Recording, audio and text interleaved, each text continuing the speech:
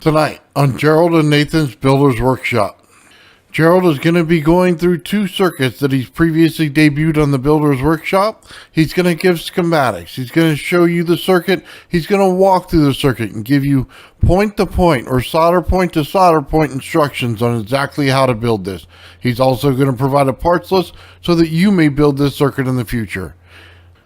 Here's a quick refresher course on exactly what circuits we're talking about. And this here, this transistor, this is a 1600 volt, 30 amp horizontal deflection transistor out of an old tube TV. This one really, my coil loves this one. Puts out a lot of juice.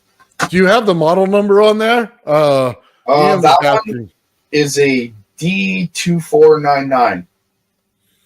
Did you catch that? You said D2499? Yep, transistor. Pretty sure that's the 30 amp one. It might be the 15 amp one. No, I'm pretty sure it's the 30 amp. Correct me if I'm wrong. Well, I'm sure they'll pull it up, so they'll definitely know. I don't mind being corrected. I make mistakes, man. I'm human. Hey, I ain't perfect. I'm there with you, bud. All right, what do you got? What's the next one?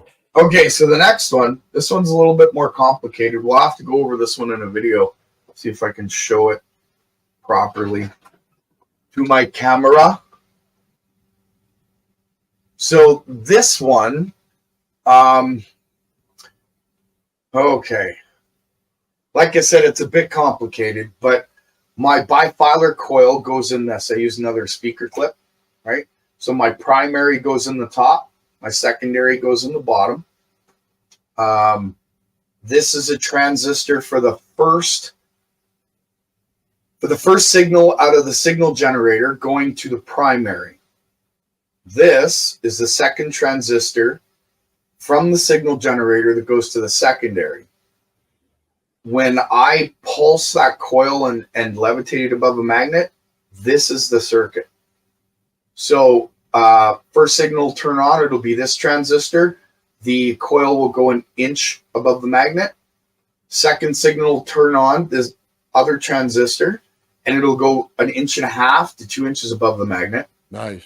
Then I flip this switch, and I turn this potentiometer, and from that point it jumps the third time and raises or lowers depending on the potentiometer setting. That's what this circuit does.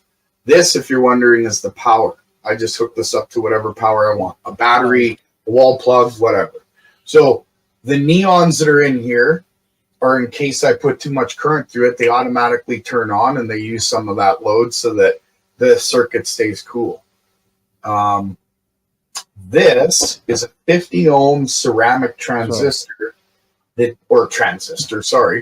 resistor that's needed with this 1K potentiometer, or you're going to blow this potentiometer through the roof, which I've already done and had to replace twice, and I'm on my third one.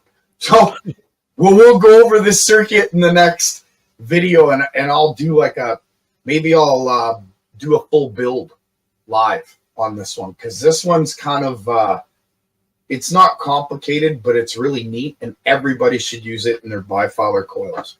Absolutely. So Ian says, is that your modified Joule Steve circuit? It's part of it. There's a little more to it that I can't add to this circuit because there's not enough room on the plate. But it's pretty much the modified Joule circuit, except for this part. This part's usually got a hairpin circuit instead of the resistor, and it goes to a cap bank that I tap for a load. And that's kind of how I control my primary through my secondary. Gerald and Nathan's Builder's Workshop will be live tonight, Wednesday, 3 p.m. Pacific Standard Time. We're going to build some simple circuits, but we're always going to have a lot of fun. I hope to